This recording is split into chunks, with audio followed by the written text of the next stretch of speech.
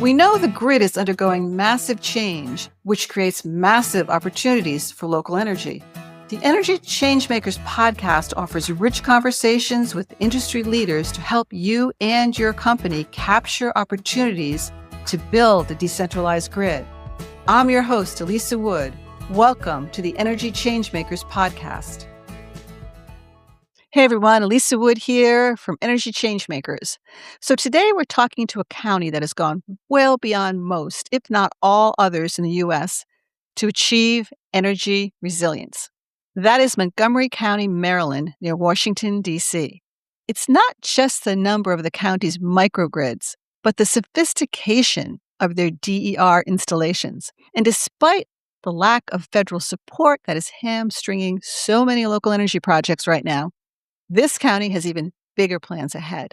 We also have with us their development partner, Schneider Electric, who'll talk about how this public-private partnership works.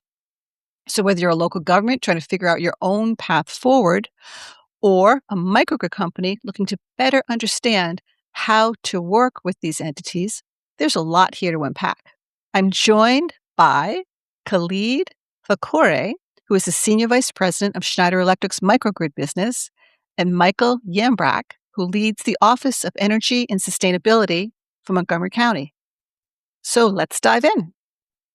Hello, Michael and Khaled. It's so wonderful to have you here today. I'm really excited about this podcast because, oh my God, I've been just following what Montgomery County has been doing for years now, and it is one of the most exciting counties in the country when it comes to microgrids and advanced energy. So thank you for being here. How are you today? Good morning. Doing fine. Thank you. Very good. Thank you for having us, Elisa. Wonderful to have you here.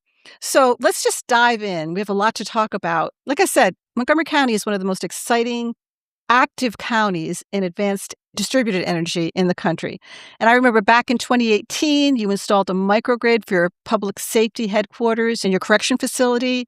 A few years after that, you began this fascinating microgrid for a transit center that actually used hydrogen, very unusual. And a whole bunch of other things have gone on there. Microgrids in various stages of development. One at a bus depot, animal shelter, rec facility, solar, combined heat and power, so much. So my question, and I'm going to start with you, Michael, is what is it about Montgomery County? I know you had a very extreme weather event that precipitated your first microgrid, but a lot of jurisdictions throughout the U.S. have storms and all kinds of wildfires and things, but they never do what Montgomery County has done. So tell me, what is it about Montgomery County? Well, we're unique in that we have an Office of Energy and Sustainability that can actually operate a little independently from the normal type of procurement development process that most other government agencies operate in, and that we have ability to be able to, I don't want to say skirt, but do things differently than going through our normal procurement process. I started with the county in 2014. So it was after that 2012 derecho that you were mentioning. When I came on board, I've got a number of years in developing a lot of microgrid systems, and the public safety headquarters was a facility for us that was at the end of a distribution line. Poor quality, the lines kept going down. We couldn't rely on the utility company. And this was a facility that housed some of our major operations for Department of Transportation, Homeland Security, fire, police. And it was a facility that needed to stay up and operating. So when I first came on board, I looked at that and said, okay, we need to develop a microgrid system for this so that when the grid goes down, this facility can continue to operate. Because when we have major storms like we did back in 2012, this is the facility that helps clear the roads and gets the streets back and operating so that the local utility company, Pepco, can go out and actually clear the lines and everything. So we work closely with Pepco. We have a good relationship with them to be able to do that. So this facility had to stay up and operating. And I did a solicitation. We had about 14 different responders to this, and we selected Schneider Electric as the company being the most capable of providing us a long-term solution to this problem and a partner that we wanted to work with for a long term. Schneider's not going to go away for a long time. This is a 25-year contract. And so the partnership, it just lended itself very well to be able to work with Schneider on this project. So we did public safety headquarters and our correctional facility at the same time with Schneider. Those were up and operating in 2018. Subsequently, when our Department of Transportation decided they wanted to move to electrical vehicles, we started looking at how we wanted to actually be able to continue service to our vehicles because it's different than the normal diesel type operation for the buses. Again, we didn't want to rely on the utility company because, again, there were power quality issues, resiliency issues from the utility company, and we had to take measures into our own hands to make sure that during emergencies, when there is a grid outage, that our buses keep running because, again, different than diesel buses, these electric buses have to hit the road. And the only way we could really secure the ability to keep these buses running is to start generating our own power. So we developed the Brookville Depot, which is the first one I think you saw. It is all electric. It is not hydrogen. So when we move to the second depot, which is going to be finished in April of this year, a month or two, it will be a combination of electric and hydrogen. Electric is going to be first. We're still probably about a year and a half to 2 years away from the hydrogen coming online, but we are making or will be making green hydrogen to support all of our transit fleet with 100% renewable power.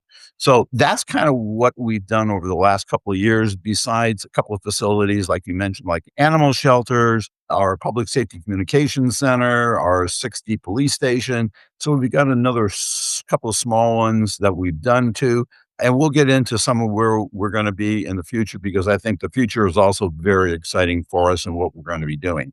Again, all of this is driven by resiliency, trying to meet our environmental goals. We have to be 100% renewable by 2035.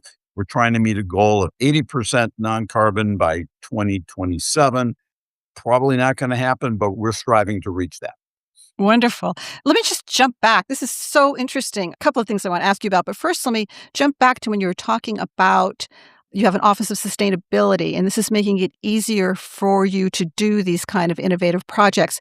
There's a lot of counties and people in government tend to listen to us, local government. So I want to sort of focus on why that is important. Is it that you are able to permit things more easily? Is it that the microgrid matches goals? Or what is it about having that office in particular that makes it easier to do these kind of projects? Well, I think there's two things. First of all, the staffing of the department has a lot of experience in developing alternative energy type projects. And we can look at things outside the normal role of facilities management or design development. And we can bring a unique perspective on what the requirements are to develop resilient facilities, standalone operations that can operate independently from the power grid. The second thing is that Montgomery County is unique in that there is regulation that allows our department to, I want to say, bypass the normal government procurement process. We still have to go through the normal type of things that you would do as far as going out, doing a solicitation, evaluating the solicitations, going through contracts and everything else. But it's in a faster pace than what is normally required going through a normal government type of procurement. So those are the two things that I think actually set us apart, because I don't know of any other government institution that enables their energy office or their energy sustainability groups, whoever they are, to be able to independently go out and contract for these types of services. Very good.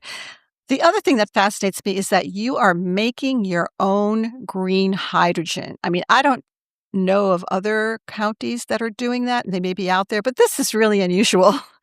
Can you just, from kind of a high level, tell us what that entails, where that green hydrogen comes from? Sure. So let me start off with, again, our regulatory requirement is for us to be 100% green by 2035, okay? Which means we can't be buying fuels that have carbon intensity in them, which means right now the only fuel out there that is possible is for us to do transit fleets or other vehicles is hydrogen. And in order to do green hydrogen, the suppliers out there are very limited, not doing it. and I haven't found a good opportunity for them to make a business case.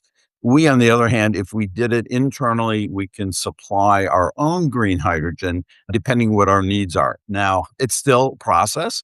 It's still new. We're still learning a lot about it. What our overall goal is that we're probably going to have about 30% to 50% of our fleet right now looking to be hydrogen electric vehicles. The hydrogen transit buses are the only ones that can match the travel distance that a diesel bus does. The electric buses don't do it. And so, since we have a number of large bus routes, we have to get hydrogen buses to be able to match those routes. Now, what we're doing with the Yambrach facility is we've got almost 5 megawatts of solar. We're going to tie that 5 megawatts of solar to a electrolyzer and make 100% green hydrogen on site. Eventually, as the technology matures, we want to move all of our natural gas generators that are supporting the microgrids and our other facilities and move them to hydrogen fueled generators also, so that Oh, wow. we will eventually be as carbon free as we can possibly be. That's tremendous. A lofty goal, and it's going to take time, and it's not cheap. But again, it's a commitment the county has made to be 100% carbon free. And I think just to be fair here, Montgomery County is a pretty wealthy county. Is that correct? Yeah. It seems as though we might be a wealthy county, but we got no money. Okay. Government agencies are always tight. And as administrations come and go, there's availability of funds or there's inability to get funds, depending on what administration it is. And so, again, we've got these goals and we have challenges that we have to meet given what's available to us. We do not have endless resources. We are maybe considered a wealthy county compared to other counties, but we're not putting up police stations and rec centers and fire stations and all these other facilities that also have competing interests in the county. I don't know of anybody that's ever gotten their name put on a power generation system like we have, but you get a lot of people wanting to put their names on police stations, fire stations, or rec centers. So we have a hard road to hoe to get people to actually understand the value of what we're doing. So I guess it's the same everywhere. So let's jump now to what's happening now, because things are changing in the power sector. We're seeing priorities shift. There's a lot of pressure on the grid right now with AI and data centers and load growth, and people are worried about prices and reliability concerns. Is that affecting your planning in Montgomery County? It's part of the whole process of, again, as we look at microgrids, we're taking responsibility for ourselves. We understand the grid's going to be under extensive pressure over the next few years to be able to match supply and demand. And if you think of the energy industry, what it boils down to is looking at supply, looking at demand. There's going to be a shortage. And I think our friends at Schneider back this up wholeheartedly, is that we're going to be running into constraint problems. Well, if you start developing your own power systems, you begin to mitigate that.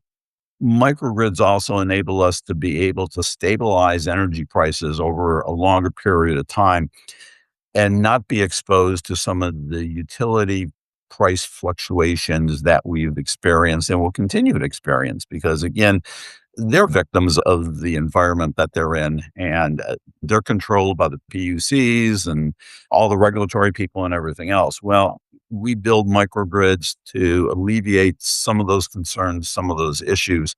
Over the next 10 years, it's going to be a problem. And until we can stabilize, I think, some of the base load that we need to look at out there. And again, solar and wind and everything else is real nice, but it's not addressing a lot of the base load.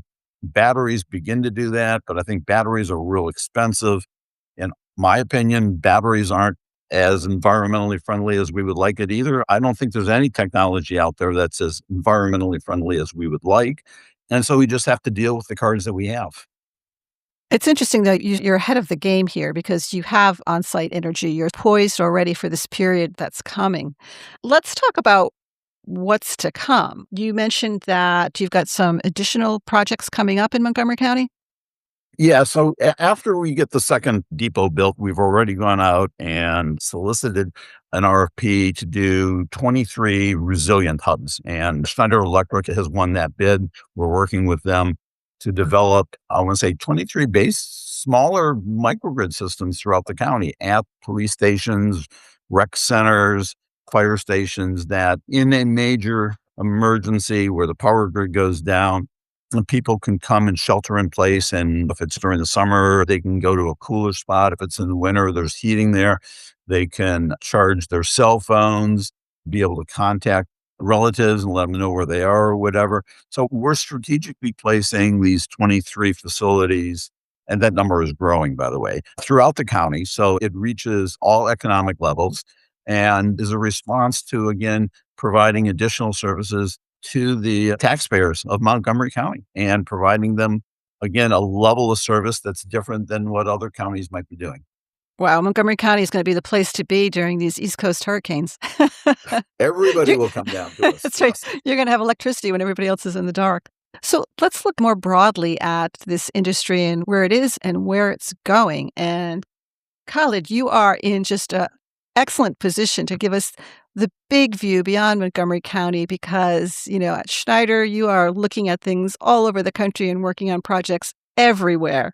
So sort of zooming out, who is it that's looking at microgrids now in terms of customer base? And is that different than it was like 5 years ago? And why?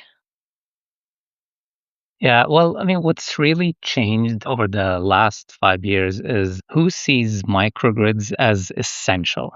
So 5 years ago, this conversation was mostly about military bases, hospitals, and maybe a few sustainability-driven campuses. Today, that audience is much broader. We're seeing local governments, school districts, counties, we just heard from Michael, transit agencies, utilities, and more, of course, data center operators that are actively engaging with and leading microgrid projects. And the reason for that is basically simple. The energy reliability is more than ever a mission critical subject. It is not a nice to have. The factors that contributed to it are several and very well known to everyone. The aging infrastructure, the more frequent extreme weather conditions, the elevated cybersecurity risk, and that AI driven load growth that the outage is both more frequent and more expensive. Just one of the statistics that I think people are familiar with is that outages in the US cost the economy about 150 billion a year. So with that, resilience becomes top of mind for many more leaders in businesses, but also in government. And that's why communities like Montgomery County and others across multiple states are investing in the microgrids to keep their essential services. You've heard about schools, police, EV charging, public transit running when that grid is under that increased stress. Yeah, it's so fascinating. Somebody said to me the other day that, 5 or 10 years ago, it was the microgrid industry sort of chasing the market, trying to explain itself. And that now the market is chasing microgrids because the resilience argument has become just so clear, not just because of the weather, but because of the stress on the grid from increased demand. This whole notion of having increased demand is so new to the industry because for years there was just flat growth in electricity. And now all of a sudden we're in a situation where we're seeing demand rising. Is that changing the conversation you're having with customers? How aware are they of that? It is definitely changing that conversation. And you mentioned the data centers and that the AI with the unprecedented load growth, not only from data centers, but also industrial electrification and EV infrastructure and other examples. But at the same time, we're asking the grid to be cleaner and more digital and more resilient, often without the new large scale infrastructure that can be deployed fast enough. So the conversation is becoming about how microgrid are becoming that bridge between these realities.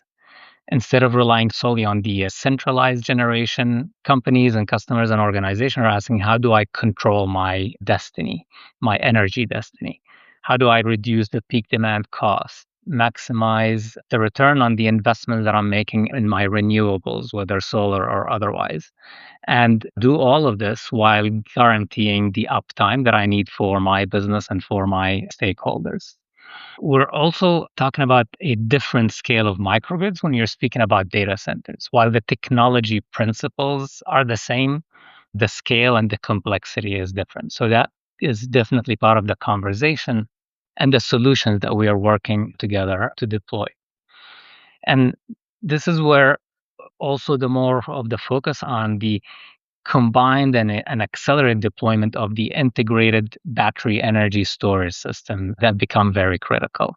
So microgrid is not only a backup power like traditional gensets, for example. And it's not only a source of local generation from renewable like standalone solar. It is a tool for resilience, the demand charge reduction, so financial benefits, and the other benefits that we touched on already because it is paired with that intelligent software layer.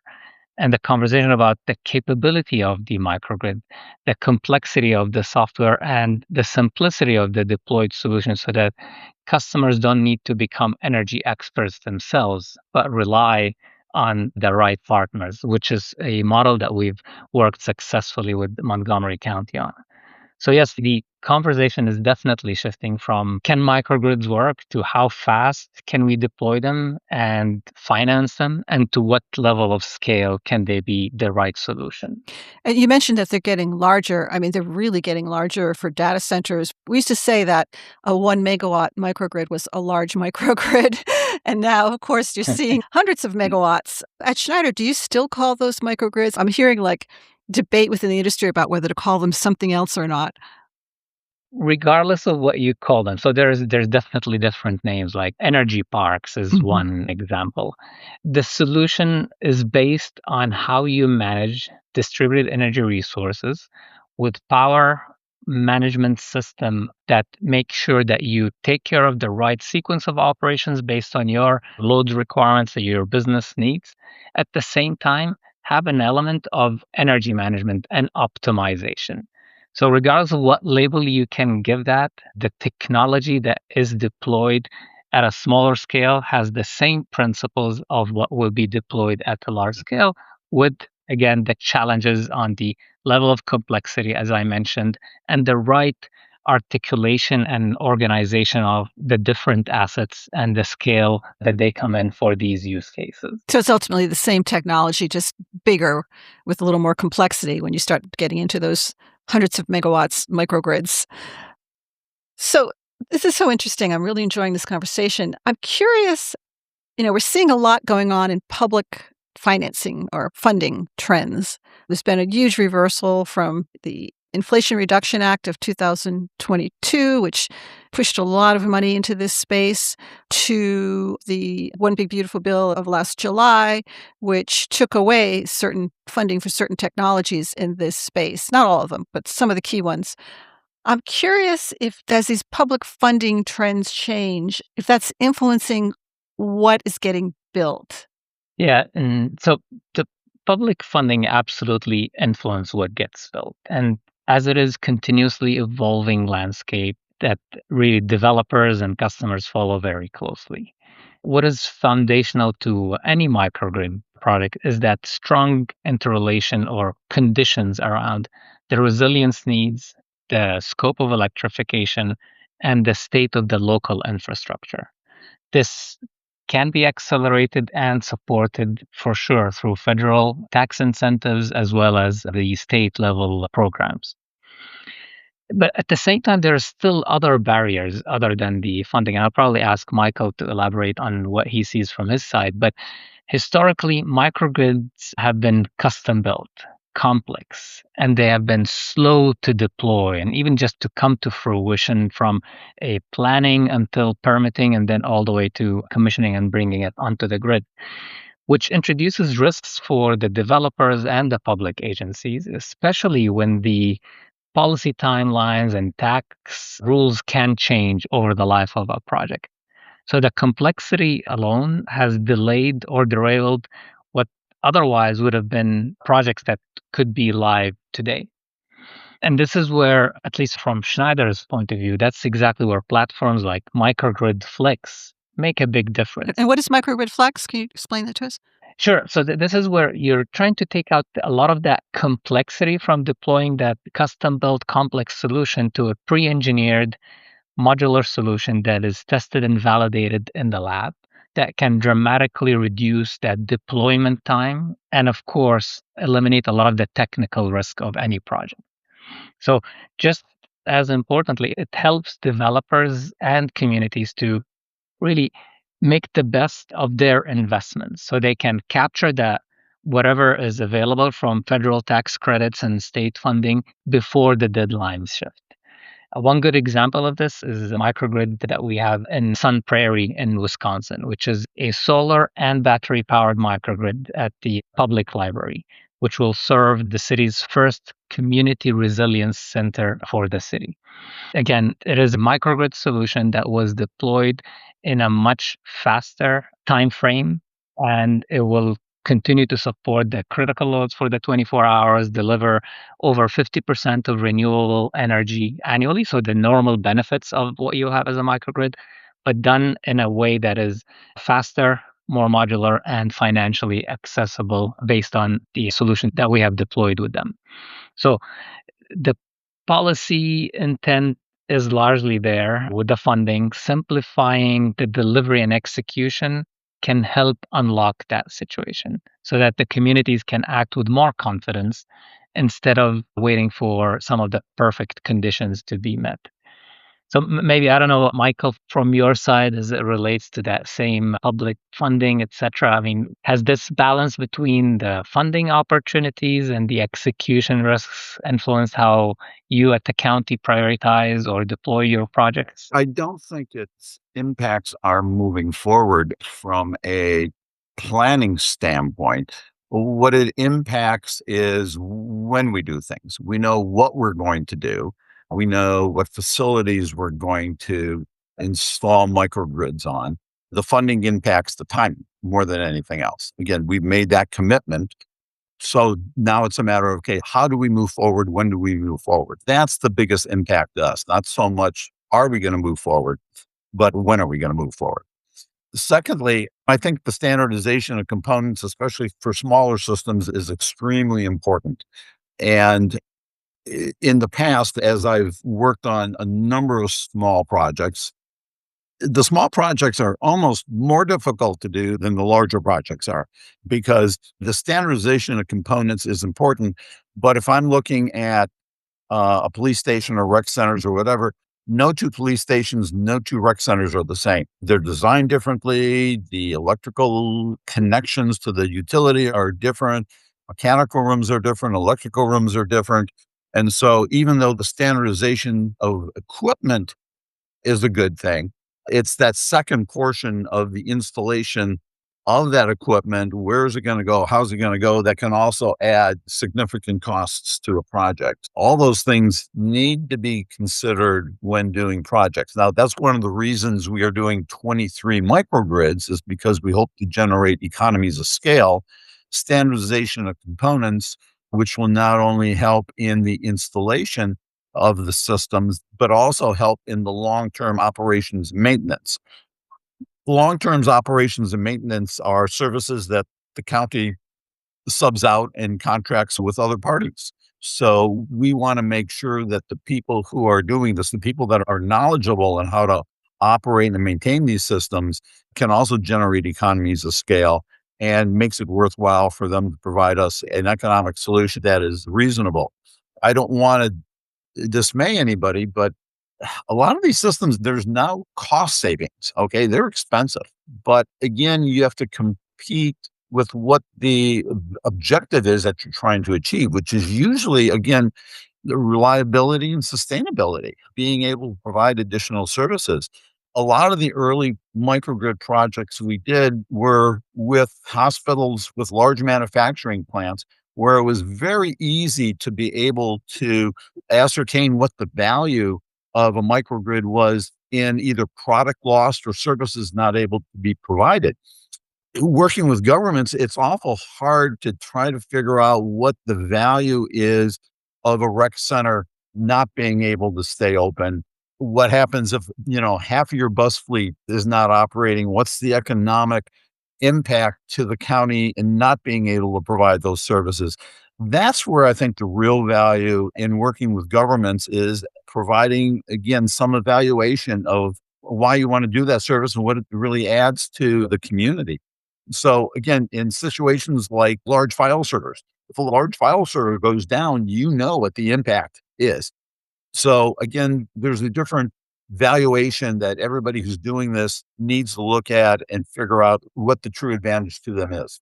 It's harder because you don't have really clear measurements, right? So if you can't get your buses out because of a power outage or whatever, people aren't getting to work. And so how do you measure that, right? So there's impacts that sort of amplify throughout society when we have a power outage, and it's not always easy to measure those. Exactly.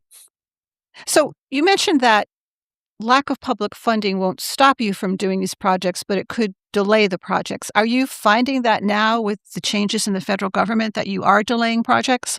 Definitely. A number of projects that we were thinking of doing have been delayed until we can either figure a new structure that we want to operate in, or until things change from the government that opens up the purse strings a little more. Yeah, it seems to be a lot of that thinking in the industry right now, people trying to figure out the new models to move forward. Let's talk about another aspect of a microgrid. We have talked about the physical side and the importance of creating modular systems that you can build more quickly, but there's a whole other side of microgrids, the electric system in general right now, which is the intelligence side, the software side.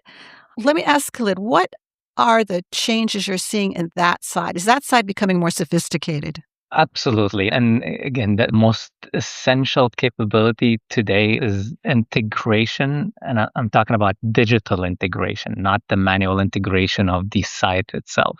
So the energy systems are no longer standalone assets. You're integrating solar battery storage, EV on site. That's from one side, but they all need to be done while they're responding to utility signals and market conditions and VPP and aggregators and what have you. So without that unified digital platform or means of communication that is seamless between these platforms, that complexity becomes unmanageable. The expectations today from the customers is that they need to have real-time visibility, analytics, or I'd say predictive analytics, and automated control so that the assets that they have, that they've invested in, can respond dynamically instead of being just hard coded for a single set of use case parameters. And this is where in Schneider Electric, that integration spans from the connected hardware all the way up to the AI driven software that we've built on decades of operational excellence and experience, but also aware that we are integrating with the dynamic changes in the load patterns themselves on every single facility, on the weather conditions and what that can introduce as impact on the facility itself, but the overall local grid and the requirements that the microgrid needs to operate within. In addition to that, I mean, just if I add to the technology side and the complexity, just as important are the commercial models around deploying these technologies and flexible options that people are very familiar with, such as energy as a service and energy service savings performance contracts. They can remove a lot of that upfront cost barriers and let the customers the ability to focus on deploying and meeting their requirements, whether they're zero carbon by a certain year or a certain uptime to their critical facilities, without having to put in all the upfront cost or improve their return on their investments. So maybe briefly, the digital orchestrations is key. Modular design that you can deploy in a faster time frame and in a repeatable way, but also a proven delivery experience that are now key and are table stakes for every successful microgrid deployment. And let me add to that for just a minute, because we look at microgrids as a risk management approach from two ways. First of all, the microgrids give us security and operations, and we mitigate our risk that way. Secondly, as we enter into these energy as a service contracts, we mitigate the risk for the operations and maintenance of these systems to the third-party developer that we're working with. And this is extremely important to it because, as Khaled has said, these are complicated systems. And most organizations I know don't really have a staff capable of really running these type of systems. They're not in the power generation business. They're not in the business of relating to the utility companies and looking at, again, back to supply demand type scenarios. And so, again, as we've looked at energy as a service programs, we tried to mitigate our risk in, again, developing these long-term relationships for somebody else who actually knows that business and can better optimize it to work with us on that. It sounds like what you're both saying is that we're at a funny time right now because a lot of funding has disappeared for elements of microgrids, but that's only part of the story because there's these other elements, the modularity, the digital intelligence, the ability to mitigate risk that play into the value of a microgrid for a community. I'm going to put both of you on a spot for a second. Given where we are now, this kind of, as I said, funny point in time where suddenly we're seeing some struggle because of the lack of public financing or funding, what do you see as the future for microgrids? What do you see as driving them forward, in the next 5 years? What's going to happen with this market? Now, I'll try from one angle, if I may, and it's that the fundamental challenges that microgrid address remain in place and they're actually accelerating. We talked about the aging infrastructure. We talked about the extreme increase in the electricity demand that can only create more challenges on the grid and on the ability of facilities to get their electricity in a reliable way. The actual fluctuation and trending increase in the cost of electricity. All of these make the case for microgrids. Now, access to funding, public funding can accelerate for sure, but it doesn't change that the fundamentals are there. And the cost of deploying technology is, in some components of it, is going down with the battery energy storage as one example. The situation that can be unlocked by the technology is still fertile and it's actually becoming more so. And as I said, we're having conversation with the organizations and types of business that did not look at microgrid in the past, and they are looking at it today. What you're saying is that if there's a market need, there's a market, and there is a market need for microgrids. Michael, you want to address that? Okay. So my first microgrid was in 1985. So I've done a lot of them, been involved a lot. Microgrids come and go. They were simpler back then. They're more complicated now. My mantra has always been, what the government giveth, the government can taketh away. And so that has been part of the flow of microgrids, power development, IPPs for the last 40 years or so. I think it's going to continue that way.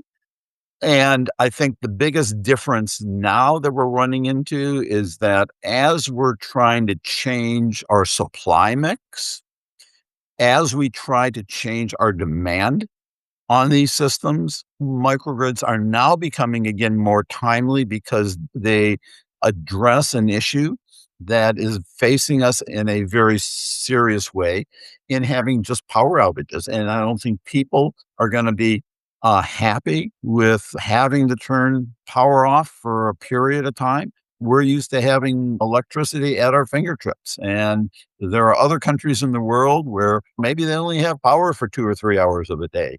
We're not used to that. And the solution, I believe, is not to develop more transmission lines, but to enhance some of the distribution systems and to also develop these segmented microgrid systems that can support local loads, specific loads, and alleviate some of the contention on the grid.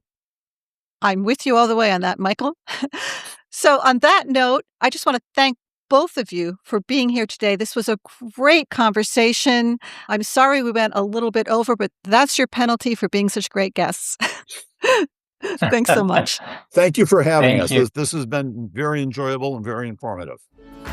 Thank Thank you for joining us today on the Energy Changemakers podcast. I hope today's conversation has inspired you to think differently about the role of distributed energy in our society. If you enjoyed this episode, please subscribe to our podcast on your favorite platform and consider leaving us a review. You can help us shape the dialogue around energy. Go to energychangemakers.com, subscribe to our newsletter, and join our community. Together, we can make a real difference in how quickly we can make our grid local, equitable, and clean.